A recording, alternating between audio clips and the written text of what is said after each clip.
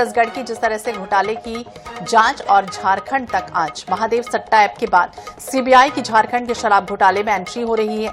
छत्तीसगढ़ सरकार ने ईओडब्ल्यू में दर्ज 450 करोड़ के झारखंड आबकारी घोटाले की जांच सीबीआई से करवाने की सिफारिश की। घोटाले की फाइल सीबीआई दफ्तर दिल्ली पहुंच गई है। अब ये माना जा रहा है कि सीबीआई जल्द ही शराब घोटाले की जांच शुरू करेगी, क्योंकि इस केस में झारखंड के सीएम हेमंत सोरेन जांच के घेरे में हैं। ईओडब्ल्यू को झारखंड सरकार से कोई सहयोग नहीं मिल रहा। ईओडब्ल्यू ने आईएएस विनय कुमार चौबे, गजेंद्र सिंह समेत अन्य से पूछताछ के लिए समन जारी कर सरकार से अभियोजन स्वीकृति मांगी। ईओडब्ल्यू के एक पत्र का जवाब नहीं दिया गया और न ही अनुमति दी गई। झारखंड सरकार के इस रवैये को देखते हुए ही अब ये माना जा रहा है कि सीबीआई केस दर्ज करने में देरी नहीं करेगी। छत्तीसगढ़ के शराब घोटाले में जेल में बंद retired IAS Anil Tuteja, ITS Arun पति त्रिपाठी, कारोबारी अनवर ढेबर समेत कई ऐसे अन्य आरोपी अभी भी जेल में हैं। तो सीजीपीएससी महादेव सट्टा ऐप के बाद सीबीआई की झारखंड के शराब घोटाले में कह सकते हैं कि एंट्री होने जा रही है और राज्य सरकार ने ईओडब्ल्यू में दर्ज 450 करोड़ के झारखंड आबकारी घोटाले की जांच सीबीआई से करवाने की सिफारिश कर दी है। घोटाले की फाइल सीबीआई दफ्तर तक पहुंच गई। अब ये माना जा रहा है कि जल्द से जल्द सीबीआई शराब घोटाले की जांच शुरू करेगी। ज्यादा जानकारी के लिए बात करेंगे मनोज नायक, हमारे सहयोगी हमारे साथ जुड़ गए हैं। मनोज, अब क्या कुछ होगा इस पूरे मामले को? अगर देखें तो सीबीआई जांच करने जा रही है, झारखंड तक आज भी पहुंची और जल्द ही कुछ हो सकता है बड़ा खुलासा, क्या उम्मीद करें? जी देखिए, आपको बताना चाहूंगा, ये पूरा मामला जो है कांग्रेस सरकार के दौरान का है। जब कांग्रेस सरकार छत्तीसगढ़ में जिस प्रकार से FL10 लाइसेंस पद्धति लागू की हुई थी, इसके अलावा जो प्लेसमेंट एजेंसियों को काम दिया गया था, नकली होलोग्राम का उपयोग किया जाता, ये तमाम जो नियम कानून बनाए गए थे, आबकारी विभाग के पूर्व विशेष सचिव रहे AP त्रिपाठी के कार्यकाल में यह सब घोटाले अंजाम दिए गए थे। और इसी AP त्रिपाठी को झारखंड सरकार ने भी अपना सलाहकार नियुक्त किया गया था और यही पद्धति जो है झारखंड में भी लागू हुई थी। लेकिन 2023 में सरकार बनने के बाद यहाँ पर ईओडब्ल्यू एसीबी ने कारोबारी विकास सिंह की शिकायत पर 420 और अन्य कूटरचित दस्तावेज तैयार करने की धाराओं में अपराध पंजीबद्ध किया गया था, जिसमें AP त्रिपाठी के अलावा अनवर ढेबर, अनिल टुटेजा, कारोबारी अरविंद सिंह और झारखंड के 2 अधिकारी हैं, उनके खिलाफ नामजद अपराध पंजीबद्ध किया गया था। लेकिन ईओडब्ल्यू एसीबी इस मामले में कहीं आगे नहीं बढ़ पाई। जब वह झारखंड गई तो झारखंड सरकार ने उन्हें सहयोग नहीं किया और तब से यह पूरा मामला ठंडे बस्ते में था। अब इस मामले में प्रगति होती नजर आ रही है, क्योंकि छत्तीसगढ़ सरकार ने इस मामले को अब सीबीआई के सुपुर्द कर दिया है। इस संबंध में छत्तीसगढ़ सरकार ने नोटिफिकेशन भी जारी किया है और सीबीआई से जांच की सिफारिश की है। तो आने वाले दिनों में निश्चित रूप से जो छत्तीसगढ़ में शराब घोटाले को अंजाम दिए थे, उन पर एक बार फिर संकट के बादल मंडरा रहे हैं। इसके अलावा जो है अब सीबीआई का जो जांच का दायरा होता है पूरे देश भर में होता है, तो छत्तीसगढ़ से सिरे पकड़ते हुए वो सीधे झारखंड में भी घुस सकेंगी।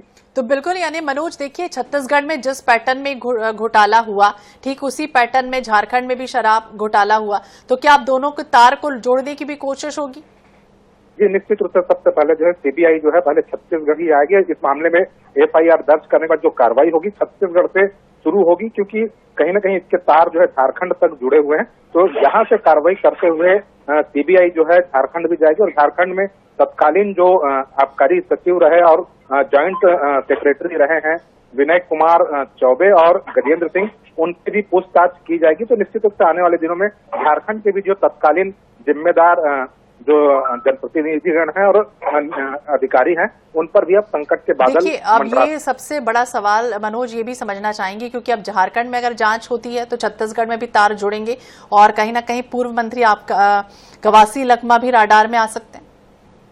जी निश्चित रूप से कहीं ना कहीं कवासी लखमा छत्तीसगढ़ में हुए आबकारी घोटाले मामले में पहले से ही जेल में बंद है और ईडी और ईओडब्ल्यू ने सीधे सीधे उन पर यह आरोप लगाया है कि वे हर महीने जो है कमीशन की राशि 2 करोड़ रुपए लेते थे और इसके बदले में जो है कहीं ना कहीं जो है जो घोटालेबाजों को संरक्षण दिया करते थे।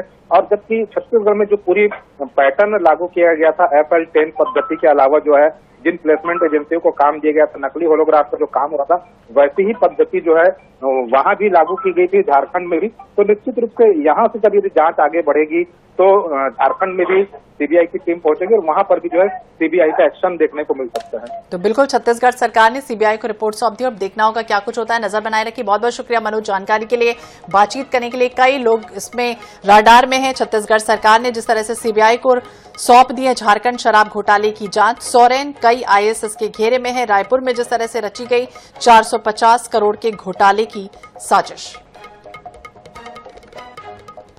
तो ये पूरा मामला लगातार सुर्खियों में है। छत्तीसगढ़ एसीबी ईओडब्ल्यू ने 7 सितंबर को एफआईआर दर्ज भी की थी और जिस पैटर्न पर आबकारी विभाग में घोटाला हुआ, ठीक उसी तर्ज पर झारखंड में भी शराब घोटाला हुआ और इस बात का खुलासा छत्तीसगढ़ एसीबी ईओडब्ल्यू की ओर से 7 सितंबर को जिस तरह से एफआईआर की गई थी उसमें दर्ज हुआ था। और छत्तीसगढ़ में दर्ज इस एफआईआर में झारखंड के सीएम हेमंत सोरेन के सचिव रह चुके यानी कि आईएएस विनय कुमार चौबे, पूर्व संयुक्त आयुक्त आबकारी गजेंद्र सिंह का नाम भी शामिल है।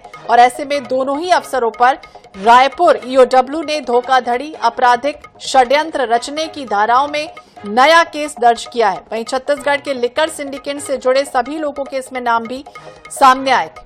यानी आर्थिक अपराध अन्वेषण और एंटी करप्शन ब्यूरो की ओर से एफआईआर दर्ज हुई, जिसमें ये कहा गया कि कई लोग इसमें शामिल रहे और सभी ने मिलकर जिस तरह से साजिश रची, उसके तहत झारखंड की आबकारी नीति में फेरबदल हुआ।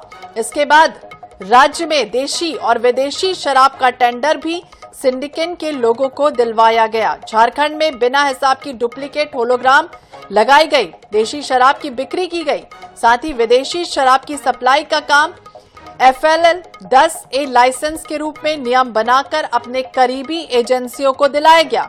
इसके बाद से उन कंपनियों से करोड़ों रुपए का अवैध कमीशन लिया गया।